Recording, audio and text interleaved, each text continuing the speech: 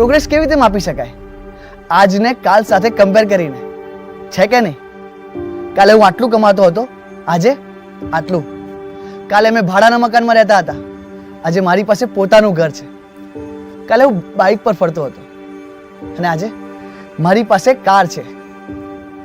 એવી જ રીતે દેશની પ્રોગ્રેસ જોઈએ તો કાશ્મીરની કાલ એટલે એક દેશ દો વિધાન, દો પ્રધાન અને દો નિશાન. અને આજ એટલે એક ભારત શ્રેષ્ઠ ભારત, સરદાર સાહેબનું સપનું થયું સાકાર. 3 પાડોશી દેશોમાંથી ધાર્મિક ભેદભાવનો સામનો કરીને ભારત આવેલા શરણાર્થીઓ માટે કાલ એટલે નાગરિકતાથી વંચિત રહેવાની હાડમારી. અને આજ એટલે ભારતીય તરીકેની ઓળખ અને નાગરિકોને મળતા તમામ અધિકારો. આપણી મુસ્લિમ બહેનો માટે કાલ એટલે ટ્રિપલ તલાકનો ભય. અને આજ એટલે ન્યાય અને હકોની સુરક્ષા. ગઈકાલ એટલે પ્રભુ શ્રી રામની જન્મભૂમિ પર ઉઠતા સવાલો. અને આજ એટલે અયોધ્યામાં ભવ્ય મંદિરમાં વિરાજમાન આપણા રામલલ્લા.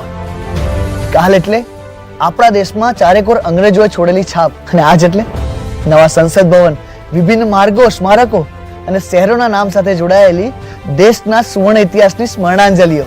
અને રહી વાત આવતીકાલની, એ તો જગ જાહેર છે. આવતીકાલ એટલે વિકસિત ભારત 2047ની સોનેરી સવાર. એટલે જ તો ફરી એકવાર મોદી સરકાર.